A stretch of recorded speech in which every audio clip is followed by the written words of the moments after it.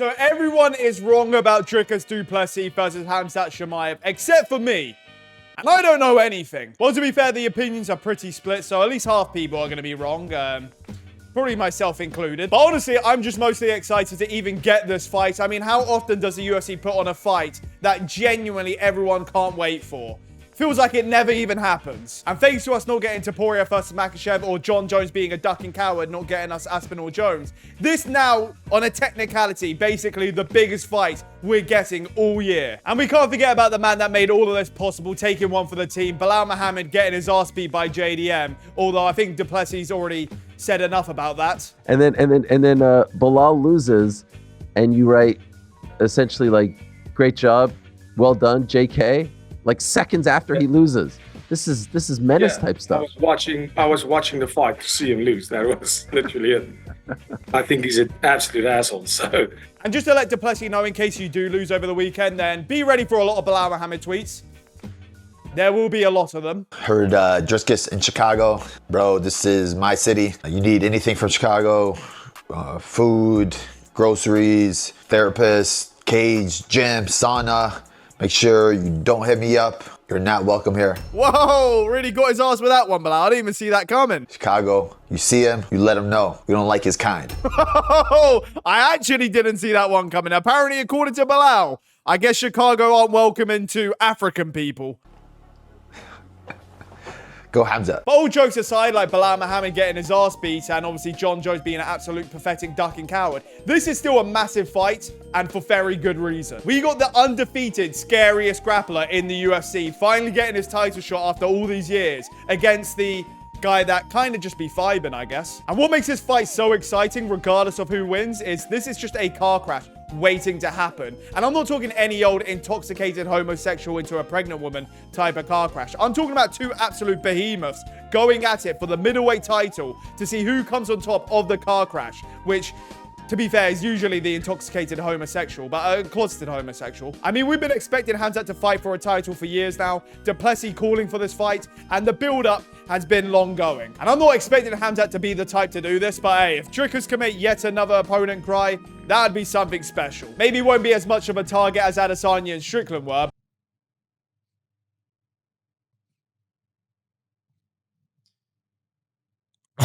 But hey, there's a lot of ammo to be used on him. And as everyone knows by now, the general consensus for the fight is either Khamzat does what he always does in the first round, or goes past the first round, and the fight turns from this to the hydrogen bomb versus coughing baby meme. And then you have the people that just want to go against all logic and say shit like this. It's not like Dricus is going to have much more of a physical cardio advantage over Khamzat, especially if Khamzat's on top of him the entire time, making him carry his weight. I think Khamzat will be the fresher guy going into the third round, going into the fourth round. If this fight takes place in grappling, I think the cardio advantage and every advantage goes to Khamzat. I just have to ask, when has that ever happened? Like, you can pick Khamzat to win, that's perfectly fine, but I just don't understand the logic when I've been hearing other people say this. And you can't even hide it behind if he dominates in the grappling in round one, and that's going to tie a DDP. He does that every fight. He did that to Usman, and then looked like he was going to die from cardiac arrest afterwards. He's only been in the third round twice in his career and looked exhausted both times.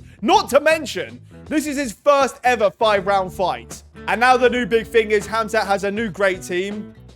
The Jackson team. What are your thoughts? Obviously, a lot of the criticism is Khamzat is very good in the first round, but he might get tired. Obviously, you guys work every week. What do you think when you hear these fans or these people who don't know about his cardio? What do you mean we don't know? We've seen it. Sure, this is a question well suited for someone like Tom Aspinall that we haven't seen his cardio tested in the UFC. Every third round from Khamzat we've seen, he looks like he needs to have a nap. Man, you can't compare Khamzat now this time unless like for 1-2 years ago. It's totally different. Oh yeah, who are we to go off Khamzat's last 2 performances? Oh, our bad. Develop training at more capacity, have higher volume, and just go from there. So it's not a problem. You go for 3 rounds before, now 5 rounds, so it's no difference. Oh, he could squeeze out a nice 3-round robbery decision against Usman. What's another 2 rounds on top of that, I guess?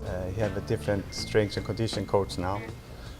So it's a different level now. And who is the new coach, you ask? Well, I'll tell you, Sam Calavita, which if you don't know, I can best describe as the man that was training TJ Dillashaw when he popped for EPOs. So, not to be a conspiracy theorist here, but... And as easy as it is to point out Khamzat's cardio problems, which is very easy, I mean, just look at this. There seems to be a very glaring, obvious misunderstanding when it comes to his cardio problems, which his cardio is probably fine. The issue comes with how he's so balls to the wall in the first round. It only makes sense that he's going to be tired afterwards. And it's not even just a matter of how relentless he even is in the first round. A lot of what he does to get positions is just very taxing to do. A lot of his opponents will do the right things to defend against him, getting an underhook or getting a whizzer in. The problem comes with Khamzat doesn't give a f***.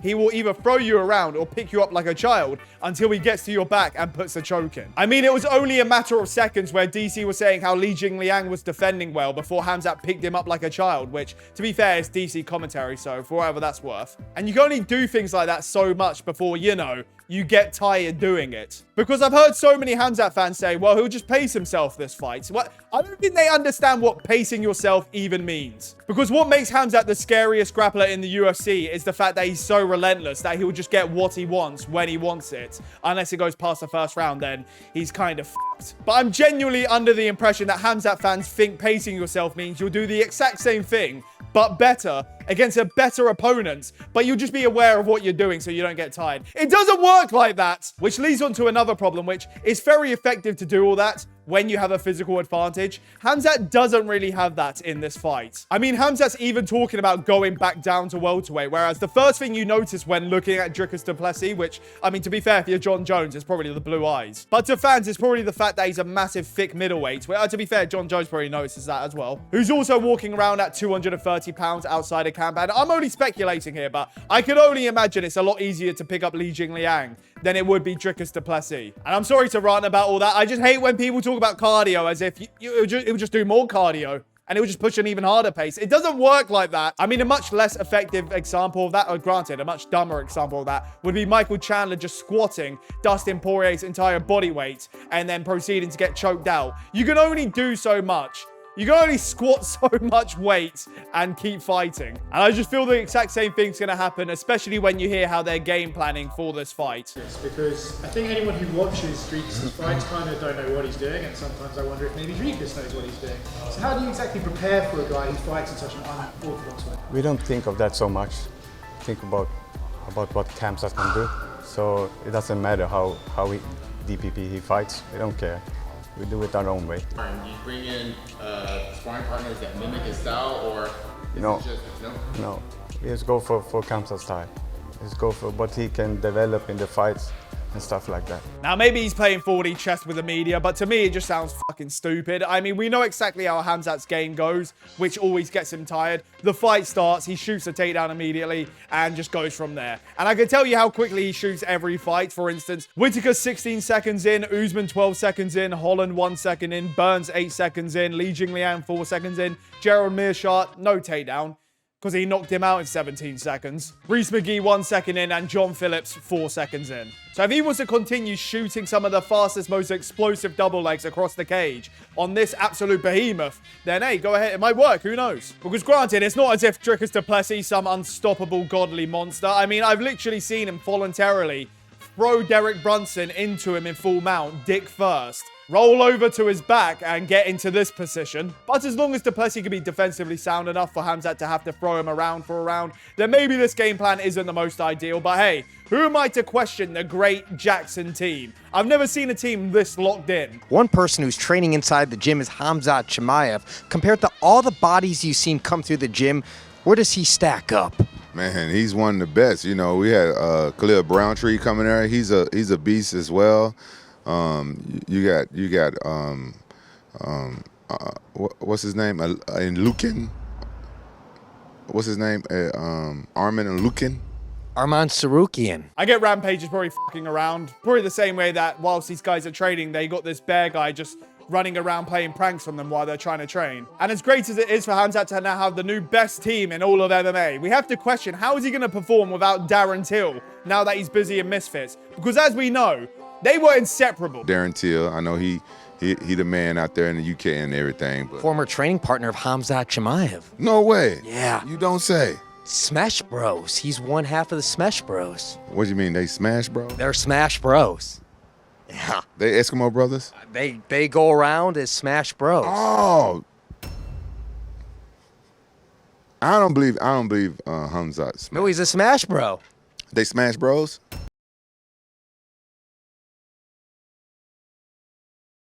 But enough about the Smash Bros and Hamzat's cardio. What about Dricus's cardio? But if we really look at Dricus and his cardio, he doesn't have this world-class cardio like a guy like Merab. I think what makes him special and why people think he has such great cardio is the fact that he just pushes harder than everybody else. We saw in the Adesanya fight, he was getting exhausted. He was taking breaks, crouching down on the ground. So it's not that I think he's not getting tired, it's just the fact that he pushes so hard. So just to be clear, Hamzat that usually exhausts himself in the first round and then isn't the same fighter for the rest of the fight will have the cardio advantage over the guy that can get tired and still finish a fight.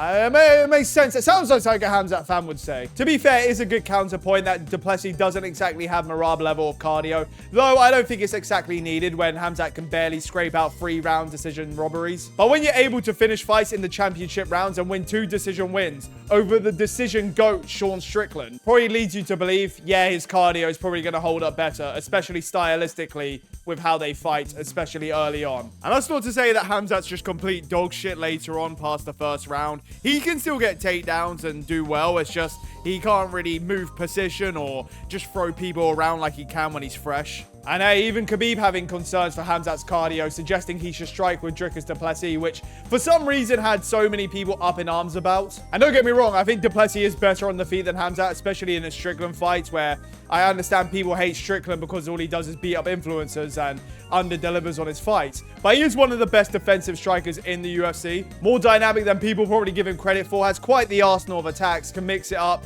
and hey, he can put people away, same as Hamzat can. You know, granted, maybe not in a long time, but they can do it. And there's times you can find du Plessis with his chin in the air or the real high guard, which would lead Hamzat to have a lot easier time probably shooting on him at that point, rather than just blasting a massive explosive double leg from the get-go and then having to try and pick him up and throw him around. I think it's just a matter of what gamble you want to run the risk of doing, because even though people got upset about Khabib having an opinion, granted, I don't understand why Hamzat fans think Hamzat can do what Hamzat does, but this time for 5 rounds.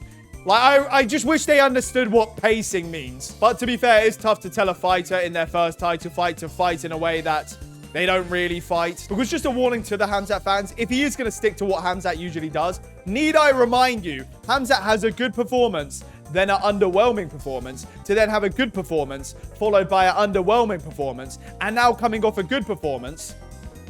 I mean, you can see where I'm going with this. So as a Hamzat fan, I would be worried to see him in a 5-round fight for the first time ever against the best opponent of his career ever, against the biggest opponent of his career ever, with them dreamy blue eyes if I was John Jones. And as a Dricus du Plessis fan, hey, I'm vibing, I don't know.